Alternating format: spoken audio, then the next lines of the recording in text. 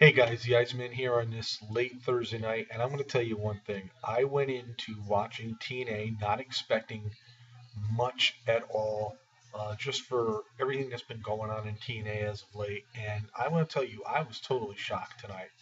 I really was. Overall, I thought the show was excellent. They proved me wrong once again, and I'm the first one to admit it. Um, I was down on TNA because of all the releases of their superstars and whatnot. And I'm thinking to myself, you don't have much of a roster. You're not going to be able to do much. You don't have wrestlers on every week. But tonight they really did something that really totally surprised me. Um, I'm going to just do a quick rundown. The show opened up basically. Eric Young was waiting for MVP to show up. When MVP did show up in the limousine, Eric Young confronted him.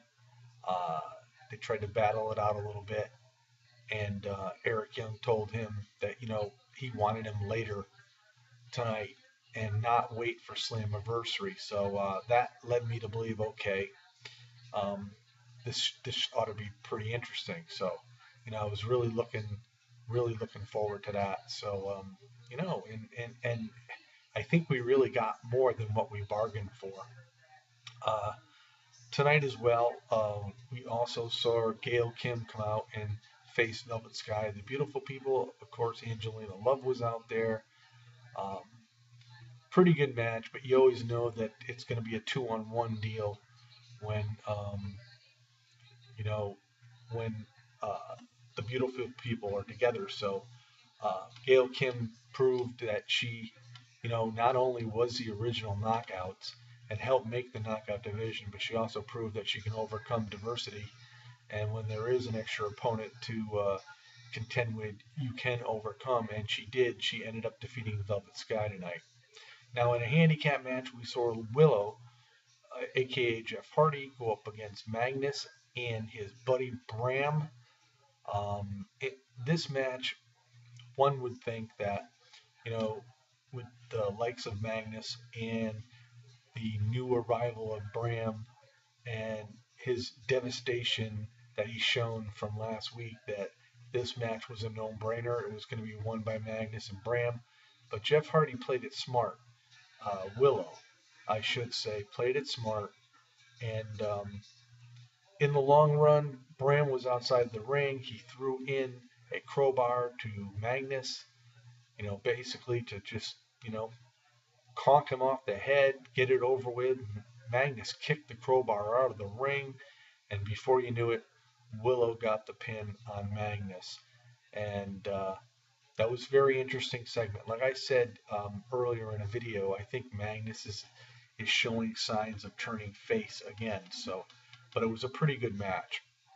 Uh, we also saw segments of Bully Ray um, invading Dixie Carter's home.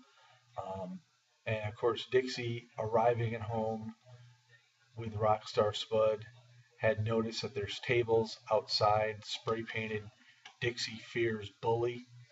And, this was a segment which actually continued on throughout the night. We saw the menagerie, Knox, and his little group of people. A lot of strange characters go up against Frankie Kazarian, probably one of his last matches in TNA. Although he did not lose the match, he ended up winning. Uh, Basically, I don't know, I forget if it was by disqualification or a count out or whatever, but Nux came out with his crazy group of people, Crazy Steve, Rebel, um, yeah, it was weird. I mean, but it was sort of entertaining as well. But if this is the last time we see Kazarian, at least he went out on a winning note, regardless whether he pinned anybody or not. We also saw some segments with Samuel Shaw in the mental institution. Someone wanted to visit him, and at the time they didn't show who it was. But later on, they did show a segment that it was Gunner talking to Samuel Shaw, saying, he thought he needed a friend. Uh, This was interesting tonight because I've always said TNA does not showcase all our stars, but tonight they found a way to get somebody in here one way or another. We also saw a segment with Austin Aries looking for MVP. Security was there. MVP and ended up punching Aries into the stomach and ordered security to get him off the premises. But you know, Aries didn't wrestle, but at least we got to see him, which was surprising for me. And again, we had more segments of Bully Ray inside Dixie Carter's home, and he ended up, you know, taking out Rockstar Spud and whatnot. And then, of course, you know, the show moved on. Uh, Mr. Anderson and James Storm, not a bad match in itself. Um, you know, Anderson, you know, having this vendetta now against Storm for what he did um, when Storm inadvertently kicked Mr. Anderson a few weeks back. Um, the kick meaning to be intended for Gunner, but it was Anderson, so Anderson wanted retaliation. James Storm went out and got the beer bottle, but it didn't work. Anderson ended up getting rid of the beer bottle, and then Storm sort of sprayed beer into Anderson's face, and then Storm got the roll for the pin. So, not a bad match there.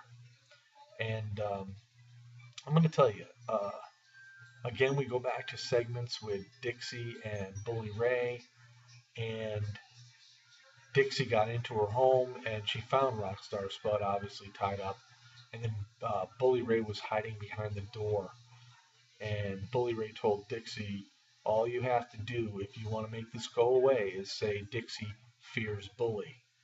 And Dixie admitted she wanted it to go away. She was getting ready to say that Dixie fears Bully. And who, none other, standing behind Bully Ray and knocking him out is Ethan Carter III. I thought it was a great segment. It was totally unexpected. And again, the whole night was really unexpected. And it got down to the point where we get to the X Division championship match with the champion Sonata going up against Zima Ion and Tigre Uno. Um, we all know these Japanese wrestlers are very good wrestlers, and it was a good match, I thought, overall. Zima Ion with his little attitude, and, you know, one of these kind of guys that have an attitude that he's better than everybody else.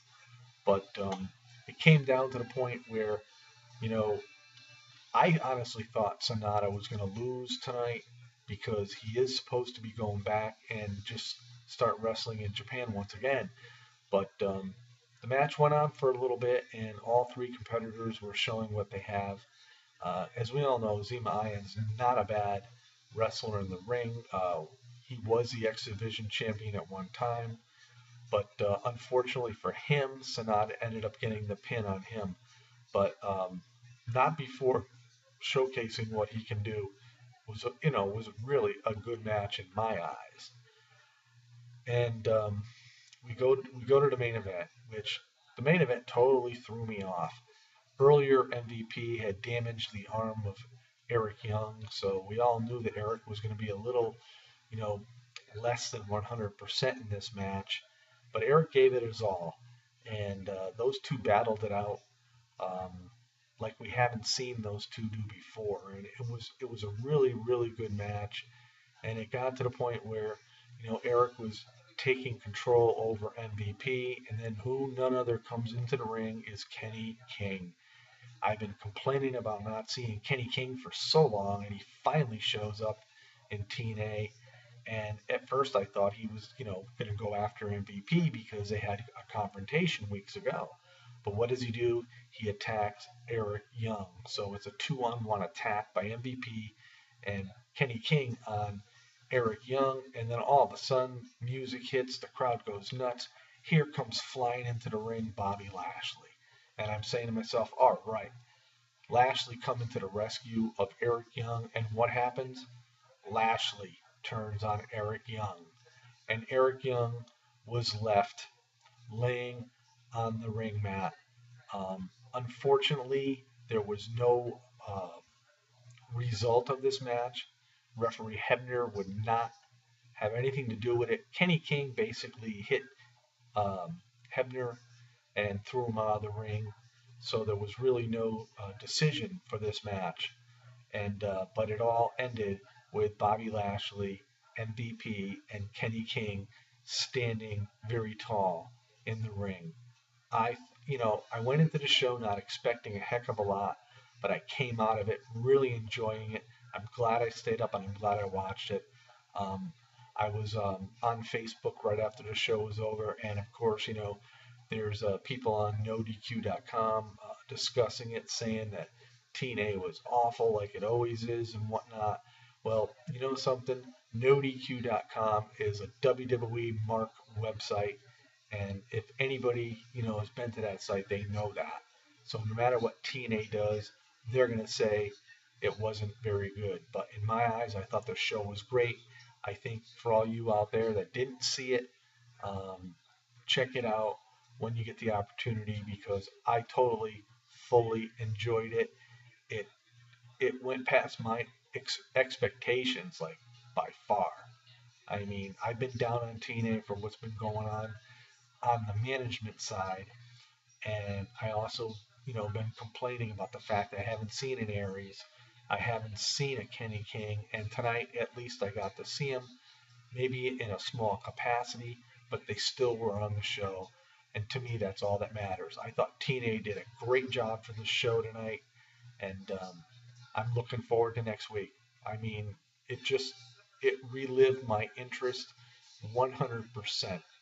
I mean, I know there's a lot of people out there that are going to disagree with me, but you know something? I am an all around wrestling fan, not just a WWE, not just a TNA, not just a Ring of Honor. I'm an all around wrestling fan, and in my opinion, I thought the show delivered. Peace out, everybody. Have a great night.